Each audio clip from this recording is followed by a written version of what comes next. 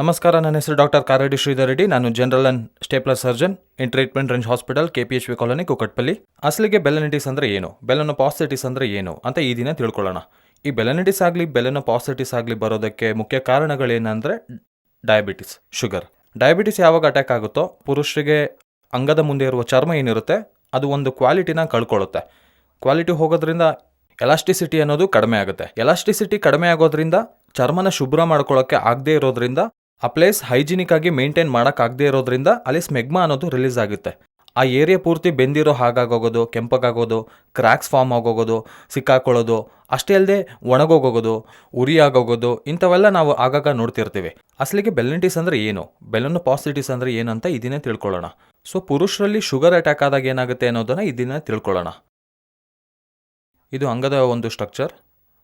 ಈ ಅಂಗದ ಮುಂದೆ ಇರುವ ಭಾಗ ಏನಿದೆ ಅದನ್ನು ನಾವು ಗ್ಲ್ಯಾನ್ಸ್ ಅಂತೀವಿ.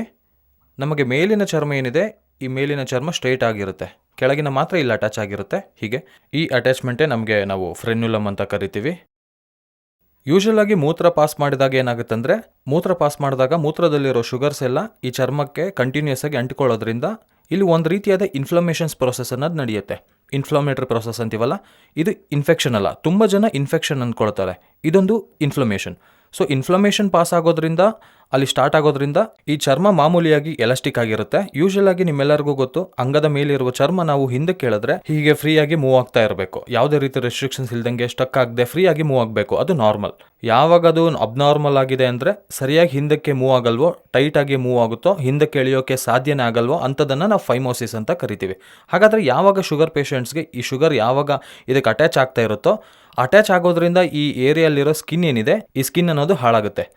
ಸ್ಕಿನ್ ಹಾಳಾಗೋದು ಅಂದರೆ ಹೇಗಾಗುತ್ತೆ ಅಂದರೆ, ನೋಡೋಕೆ ಅಷ್ಟಕ್ಕೆ ಮುಂಚೆ ನಾರ್ಮಲ್ ಆಗಿರುತ್ತೆ, ಬಟ್ ನಂತರ ಶುಗರ್ ಬಂದ ನಂತರ, ಶುಗರ್ ಅಟ್ಯಾಕ್ ಆದ ನಂತರ ಆ ಏರಿಯಾದಲ್ಲಿರೋ ಚರ್ಮ ಮಂದವಾಗಿ ಅಂದರೆ ತಿಕ್ಕಾಗಿ ತಯಾರಾಗ್ತಿರುತ್ತೆ. ಅಷ್ಟೇ ಅಲ್ಲದೆ ಸೂಕ್ಷ್ಮವಾಗಿ ಅಬ್ಸರ್ವ್ ಮಾಡಿದ್ರೆ ಒಂದು ರೀತಿಯಾದ ಕಲರ್ ಚೇಂಜ್ ಆಗ್ತಿರೋದು ಕಾಣಿಸುತ್ತೆ.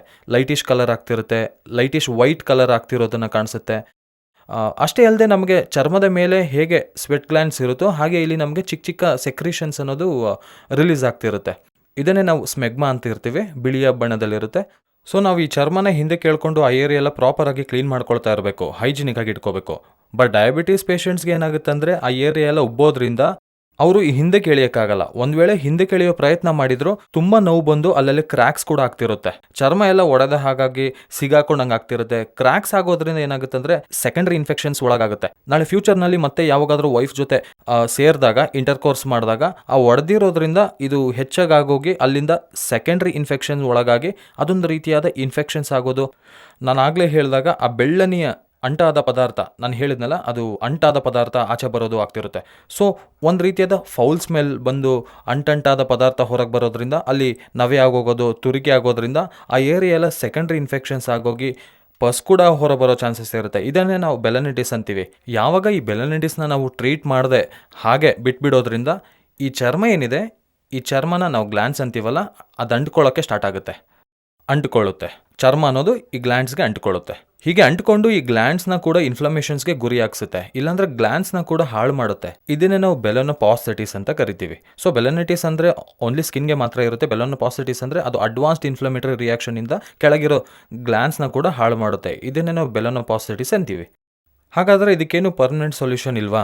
ತುಂಬ ಜನ ಟ್ರೀಟ್ಮೆಂಟ್ ತೊಗೊಳ್ತಾರೆ, ಕಡಿಮೆ ಆದಾಗ ಇದ್ದು ಮತ್ತೆ ಅಟ್ಯಾಕ್ ಆಗ್ತಾ ಇರುತ್ತೆ. ಇದು ಒಂದು ನೇಚರ್. ಏನಂದರೆ ಶುಗರ್ ಪೂರ್ತಿ ಕಂಟ್ರೋಲ್ ಇಟ್ಕೊಂಡು ಕೆಲವು ರೀತಿಯ ಔಷಧಿಗಳನ್ನು ಬಳಸೋದ್ರಿಂದ ಕಡಿಮೆ ಆಗುತ್ತೆ.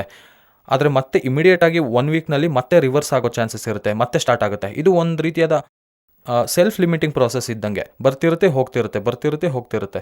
ಸೊ ಇದಕ್ಕೆ ಪರ್ಮನೆಂಟ್ ಸೊಲ್ಯೂಷನ್ ಏನಂದರೆ ಸ್ಟೇಪ್ಲರ್ ಸರ್ಕಮ್ಸಿಷನ್. ಈ ಸ್ಟೇಪ್ಲರ್ಸ್ ಏನಿದೆ ನಮ್ಮ ಟ್ರೀಟ್ಮೆಂಟ್ ರೇಂಜ್ ಹಾಸ್ಪಿಟಲ್ನಲ್ಲಿ KSR ಅನ್ನೋ ಒಂದು ಪರಿಕರ ಬಳಸ್ತೀವಿ, ಒಂದು ಇನ್ಸ್ಟ್ರೂಮೆಂಟ್. ಇದೊಂದು ಡಿಸ್ಪೋಸಬಲ್ ಇನ್ಸ್ಟ್ರೂಮೆಂಟ್. ಇದು ಒಂದು ಪೇಷಂಟ್ಗೆ ಯೂಸ್ ಮಾಡ್ತೀವಿ ಅಷ್ಟೇ. ಸೊ ಈ KSR ಸ್ಟೇಪ್ಲರ್ ಅಡ್ವಾಂಟೇಜ್ ಏನಂದರೆ, ಅದರಲ್ಲಿರೋ ಸಿಲಿಕಾನ್ ರಿಂಗ್ ಏನಿದೆ ಸೇಮ್ ಸ್ಕಿನ್ ರೀತಿ ಇರುತ್ತೆ. ಸೇಮ್ ನಮ್ಮ ಸ್ಕಿನ್ ಹೇಗಿರುತ್ತೋ ಮೆತ್ತಗೆ ಎಲಾಸ್ಟಿಕ್ ಆಗಿ ರಬ್ಬರಿಯಾಗಿರುತ್ತೆ. ಇದರಿಂದ ಪೇಯ್ನ್ ಅನ್ನೋದು ಕೂಡ ಇರಲ್ಲ. ಮೇಯ್ನಾಗಿ ಇಂಪಾರ್ಟೆಂಟಾಗಿ ಪೇಯ್ನ್ ಇರಲ್ಲ. ಅಷ್ಟೇ ಅಲ್ಲದೆ ಎಡಿಮಾ, ಊತ ಇರಲ್ಲ. ಯೂಶಲಾಗಿ ನಾವು ಸರ್ಕಮ್ಸಿಷನ್ ಮಾಡಿದಾಗ ಸ್ವಲ್ಪ ಊತ ಬರ್ತಿರುತ್ತೆ. ನಮ್ಮ KSR ಸ್ಟೇಪ್ಲರ್ಸ್ ಬಳಸಿ ಮಾಡೋದ್ರಿಂದ ಊತ ಅನ್ನೋದು ಬರಲ್ಲ. ಅಷ್ಟೇ ಅಲ್ಲದೆ ಇದು ಜಸ್ಟ್ 5 ಮಿನಿಟ್ಸ್ ಪ್ರೊಸೀಜರ್. ಒಂದು ವಿತಿನ್ 30 ಮಿನಿಟ್ಸ್ನಲ್ಲಿ ನಾವು ಪೇಷಂಟ್ನ ಡಿಸ್ಚಾರ್ಜ್ ಮಾಡಿ ಕಳಿಸ್ತೀವಿ. ಅವರವರ ಕೆಲಸಕ್ಕೆ ಅವರವ್ರು ಆರಾಮಾಗಿ ಹೋಗ್ಬೋದು. ಯಾವುದೇ ರೀತಿಯಾದ ಪಥ್ಯ ಆಗಲಿ, ಯಾವುದೇ ರೀತಿಯಾದ ಬೆಡ್ ರೆಸ್ಟ್ ಆಗಲಿ ಇರಲ್ಲ. ಆ್ಯಂಡ್ ಮುಖ್ಯವಾಗಿ ಇದಕ್ಕೆ ಇಂಪಾರ್ಟೆಂಟ್ ಏನಂದರೆ, ಯಾವುದೇ ರೀತಿಯಾದ ಡ್ರೆಸ್ಸಿಂಗ್ಸ್ ಇರಲ್ಲ. ಅವರು ಜಸ್ಟ್ ಸ್ನಾನ ಮಾಡುವಾಗ ನೀರು ಹಾಕಿ ಉಜ್ಜಿ ತೊಳ್ಕೊಂಡ್ರೆ ಸಾಕಾಗುತ್ತೆ. ಸೊ ಯಾರಿಗಾದರೂ ನಾನು ಹೇಳಿದ ಈ ಸಿಂಪ್ಟಮ್ಸ್ ಏನಾದರೂ ಇದ್ದರೆ ಖಚಿತವಾಗಿ ನನ್ನನ್ನು ಕನ್ಸಲ್ಟ್ ಮಾಡಿ ನಾವು TRH ಟ್ರೀಟ್ಮೆಂಟ್ ರೇಂಜ್ ಹಾಸ್ಪಿಟಲ್ನಲ್ಲಿ ಸ್ಟೇಪ್ಲರ್ ಬಳಸಿ ಚಿಕಿತ್ಸೆನ ನಾವು ಕಂಪ್ಲೀಟ್ ಮಾಡ್ಕೋಬೋದು. Thank you very much.